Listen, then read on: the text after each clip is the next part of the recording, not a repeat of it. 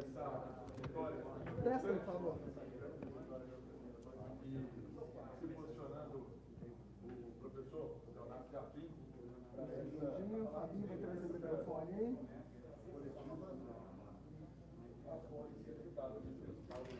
Oi.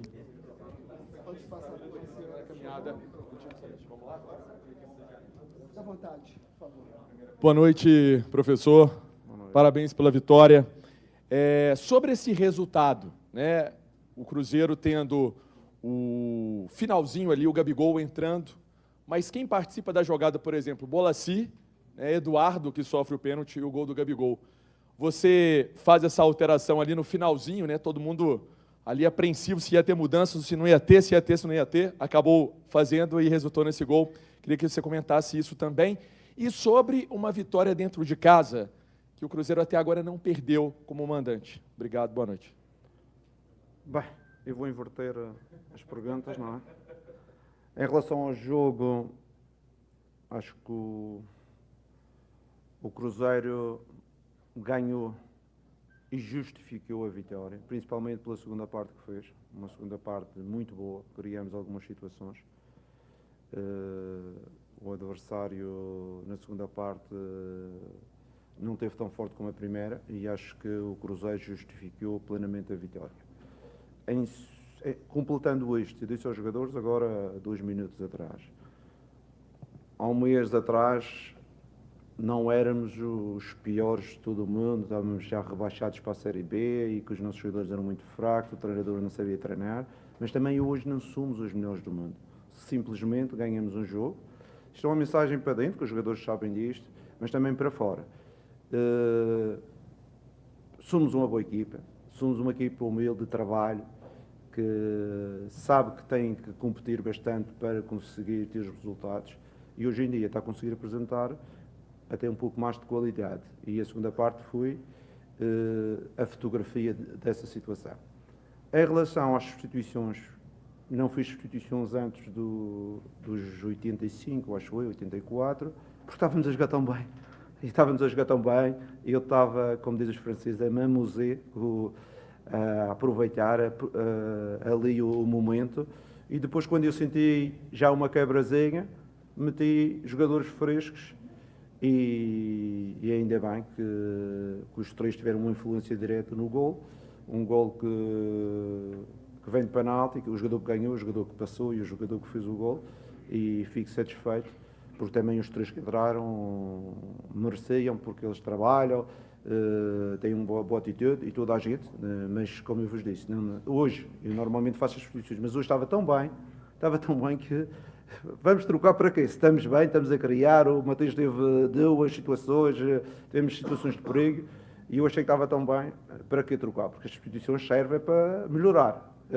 E naquele momento eu acreditava que aquilo estava a fazer tão bem, mas quando caíram um pedacinho ali aos 80 e tal, trocámos, e sabemos que enquanto não acaba tem que haver jogo. E os jogadores sabem disto. As oportunidades são para aproveitar. O Gabriel, quando entrou, eu disse: Gabriel, faltam 10 minutos. Mas 10 minutos vai para uma oportunidade. É essa que tu vais ter que finalizar. E fui rir que no fim do jogo a gente ria um pouco. Eu disse que vai aparecer uma e é essa que tu tens que fazer. Pronto, e fico feliz por ele também e por todo o grupo, que merecem a vitória hoje. Como já vos disse, não é uma vitória por favor, não foi aquela vitória que o adversário teve 10 situações e a gente, de olhos fechados, fizemos os golos. Não, a gente mereceu. Hoje fomos melhores do que o Flamengo. Possivelmente não somos, mas hoje fomos melhores. Leonardo, aproveitando até o seu sobrenome, às vezes para você ter um jardim bonito, você precisa tirar as ervas daninhas. E hoje a gente viu essa questão do grupo do Cruzeiro muito coeso, muito os jogadores comemorando o tempo inteiro, um dando força para o outro na hora de tomar a bola do time do Flamengo, no ataque, na hora do gol do Gabigol, o Jorge saiu do banco de reservas, até tropeçou na gente lá na placa para comemorar com ele. Queria que você falasse a respeito dessa força do seu grupo agora, se esse grupo está coeso, é óbvio que o Cruzeiro deve se reforçar ainda na janela do meio do ano, e da importância, principalmente, do que tem acontecido dentro do Mineirão, dessa sintonia do seu time com a torcida. Não, em primeiro lugar, vou inverter outra vez as perguntas. O Mineirão, com os adeptos, é sempre um 12º jogador. Eu disse isso à divisão do jogo, que os adeptos podem ser um 12º jogador para nós, em casa, e tem o sido. Eu disse isso também aos jogadores, que tínhamos de ter capacidade de jogar, porque estávamos a jogar na nossa casa, perante os nossos adeptos, e isso tem que nos dar confiança, principalmente quando temos a bola. Em relação à primeira pergunta, eu não vou falar daqueles que não estão, porque não é o meu hábito. Os que estão, eu tenho visto um compromisso grande, um compromisso com o Cruzeiro, um compromisso com a ideia, um compromisso com a metodologia de trabalho, e o grupo está de parabéns, o grupo de jogadores, o staff técnico, o staff da metodologia, todas essas pessoas, a comunicação, estão a aderir àquilo que é o nosso projeto e a nossa ideia de gestão. Ô Jardim, primeiro, parabéns pela vitória. Representa muito, acredito, né, para vocês, dentro dessa caminhada que vocês ainda procuram para a temporada. Quando a gente conversa com o torcedor, ele aponta praticamente você como um grande responsável, é claro, pelas mudanças que você teve coragem de fazer.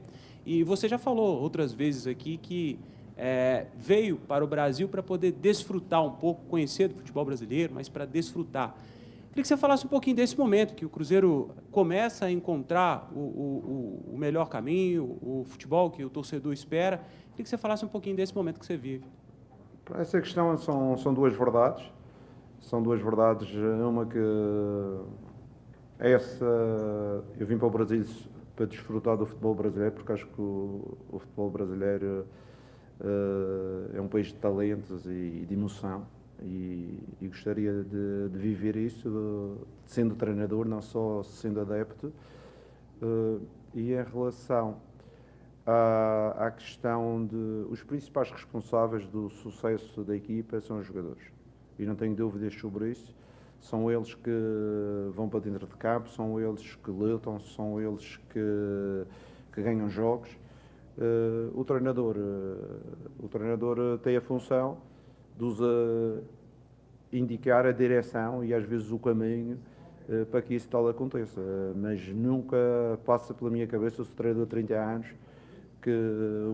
e não tenho dúvida nenhuma, o mais importante são os jogadores e o grupo. O grupo será sempre o mais importante. E enquanto eu for treinador, penso assim, mas não penso hoje, penso durante toda a minha vida. Jardim, aqui, 2 em 1, rapidamente. Uma vitória que tem 17 finalizações contra 6 diante de um dos melhores times aí do futebol brasileiro, ela se torna ainda mais incontestável por tudo que o Cruzeiro conseguiu jogar diante do Flamengo, mesmo ali tendo um pouco menos de posse de bola, mas uma estratégia também diante de um grande adversário. E se uma pessoa fosse assistir o jogo hoje, não conseguiria imaginar que o Cruzeiro jogou na quinta com quase todos esses mesmos, pela intensidade do time, né? Como que vem sendo esse trabalho também de todos, da sua comissão técnica, do Departamento de Saúde e Performance, para ter uma entrega tão grande como teve nesse jogo, para anular aí um dos principais times do futebol brasileiro?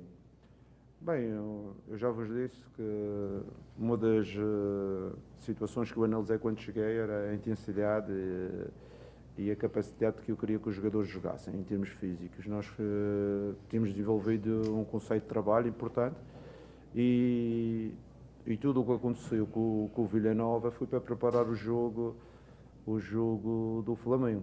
Se verificarem, os jogadores, com exceção dos 2 centrais, ninguém jogou mais de 60 minutos.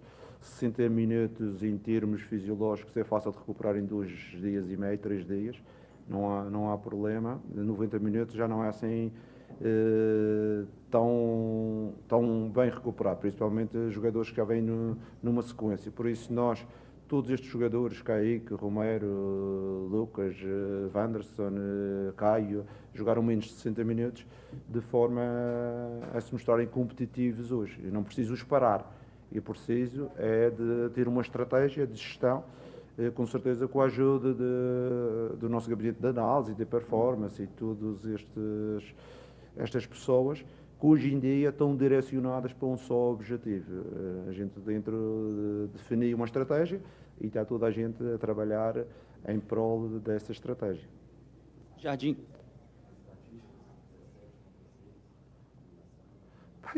As estatísticas são importantes, com certeza. e justifiquem um pouco aquilo que aconteceu dentro de campo. Eu vos disse, na minha vida já ganhei jogos que não merecia ganhar, não é? E também se fosse o caso, dizia, pá, por acaso até fizemos 2 golos e não merecíamos, mas eu senti que podíamos fazer 3 ou 4, tivemos situações para fazer, tivemos uma bola na trave, tivemos 2 ou 3 finalizações muito perto, tivemos uma boa ou 2 intervenções do guarda-redes contrário, também o Cássio fez pelo menos 2 boas intervenções, e acho que ninguém vai contestar a vitória, porque dentro de campo, hoje, o Cruzeiro foi melhor 10 anos depois. Jardim, boa noite aqui. Até aproveitando a pergunta sobre esses números, as estatísticas mostram uma evolução do sistema defensivo do Cruzeiro, que já foi muito criticado durante a temporada, e houve claramente uma evolução nos últimos jogos, claro, fruto do seu trabalho. Queria que você falasse o que foi o fator que dá essa virada, que faz essa evolução do sistema defensivo do Cruzeiro, se é uma mudança de mentalidade dos jogadores, ou se é um conjunto, o grupo em conjunto, com a nova forma de jogar, que aprimora o individual de cada atleta. Com certeza que nós estamos mais competitivos nas várias áreas, defensiva, ofensiva, pós-perca de bola, recuperação de bola, qualidade no jogo, e em termos defensivos, com certeza tivemos uma evolução com os mesmos jogadores que estão cá. Eu já vos falei isto, acho que foi o Villalba. O Villalba, no início da época, era um dos jogadores mais criticados por toda a gente, porque ele estava totalmente destreinado, era um jogador totalmente destreinado, e eu vos falei isto, acho que foi numa entrevista qualquer, e hoje em dia é outro jogador.